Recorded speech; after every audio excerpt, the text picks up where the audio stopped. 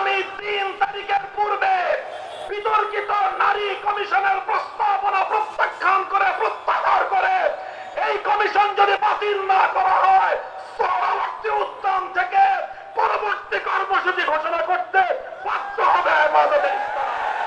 আল্লাহর কোরআনের বিরুদ্ধে যদি অবস্থান নেন, তার সঙ্গে শেখ হাসিনার চেয়ে ভিন্ন কোন আচরণ আমরা করব না। ৩ তারিখের মহাসমাবেশে হেফাজতে ইসলাম বাংলাদেশের নারায়ণগঞ্জ থেকে সকল মতভেদের ঊর্ধ্বে উঠে সকলের সম্মিলিত এক মহা মিছিল নারায়ণগঞ্জ থেকে সোহরাওয়ার্দী উদ্যানের উদ্দেশ্যে যাত্রা করবে ইনশাআল্লাহ।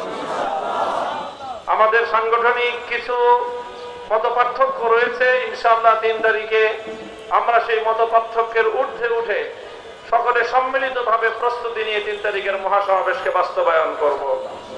হেফাজতে ইসলামের কেন্দ্রের পক্ষ থেকে নারায়ণগঞ্জের সকল নেতা কর্মীদের প্রতি আমার সেই বিশেষ অনুরোধ থাকছে, আমরা এই সকল সংস্কার কার্যক্রমকে শুরু থেকেই সাধুবাদ জানিয়েছি।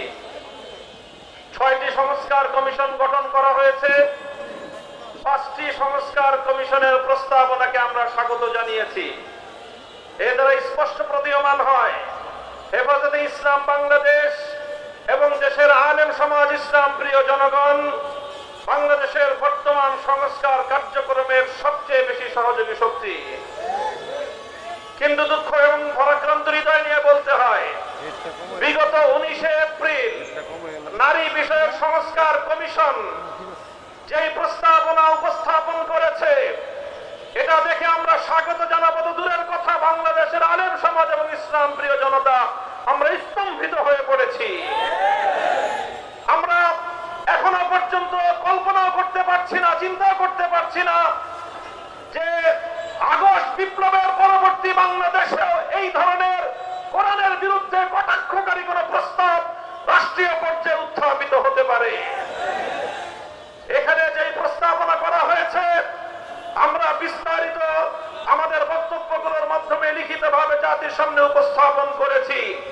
শুধু একটি কথা আমি কোট করছি, এই জঘন্য কমিশন তারা সেখানে বলেছে বাংলাদেশে বিরাজমান বিদ্যমান ধর্মীয় উত্তরাধিকার আইন এবং পারিবারিক আইন এটাই নারীর প্রতি বৈষম্যের কারণ। অর্থাৎ ভিন্ন ভাষায় বলতে গেলে তারা বাংলাদেশে নারীর প্রতি বৈষম্যের জন্য কোরআনের আইনকে এবং ইসলামের আইনকে সবচেয়ে বেশি দায়ী বলে সাব্যস্ত করেছে।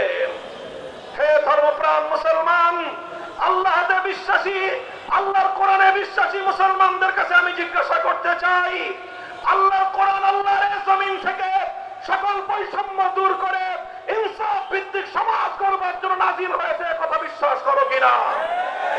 যদি তোমরা এটা বিশ্বাস করে থাকো, তোমাদের ধর্মীয় বিশ্বাসের প্রতি চরম বৃদ্ধাঙ্গুলি প্রদর্শন করে যে ধৃষ্টতা প্রদর্শন করা হয়েছে, এটা আমরা বরদাস্ত করতে প্রস্তুত নই। ডক্টর ইউনূস সাহেবের ভেরিফাইড ফেসবুক পেজ থেকে প্রতিশ্রুতি ব্যক্ত করা হয়েছে এই নারী কমিশনের প্রস্তাবনাকে, তাদের সুপারিশকে যথা দ্রুত সম্ভব তারা বাস্তবায়ন করার প্রতিজ্ঞা করেছেন। এই প্রতিজ্ঞা করার পর অর্থাৎ তারা আল্লাহর কোরআনের আইনকে, যতটুকু আইন পারিবারিক এবং উত্তরাধিকার আইনের মধ্যে এখনো বিদ্যমান রয়েছে, সেটাকে নাকি বাংলাদেশ থেকে উৎখাত করবেন, এই প্রতিশ্রুতি দিয়েছেন, এই অঙ্গীকার করেছেন ডক্টর ইউনূস সাহেব। এরপরে ইউনূস সাহেবের বিরুদ্ধে কড়া কথা বললে অনেকের নাকি কষ্ট লাগে। আমরা ডক্টর ইউনূস সাহেবকে অনেক সম্মান দিয়েছি। আমাদের পরিষ্কার কথা, আল্লাহর কোরআনের বিরুদ্ধে যদি অবস্থান নেন, তার সঙ্গে শেখ হাসিনার চেয়ে ভিন্ন কোন আচরণ আমরা করব না। আমরা পরিষ্কার আলটিমেটাম ঘোষণা করেছি, আগামী ৩ তারিখের পূর্বে বিতর্কিত নারী কমিশনের প্রস্তাবনা প্রত্যাখ্যান করে প্রত্যাহার করে এই কমিশন যদি বাতিল না করা হয়, পরবর্তী উদ্যান থেকে পরবর্তী কর্মসূচি ঘোষণা করতে বাধ্য হবে হেফাজতে ইসলাম। আমরা আল্লাহর কোরআনের বিরুদ্ধে ইসলামকে কটাক্ষপূর্ণ এই ধরনের সুপারিশ করবার দায়ে নারী কমিশনে থাকা প্রতিটি সদস্যের বিরুদ্ধে আইনানুগ এবং দেশের ধর্মপ্রাণ মুসলমানদের ধর্মীয় অনুভূতিতে আঘাত হানার অপরাধে তাদের বিরুদ্ধে শাস্তিমূলক ব্যবস্থা গ্রহণ করবার দাবি জানাই। আগামী 3 তারিখের মহাসমাবেশ জনসমুদ্রে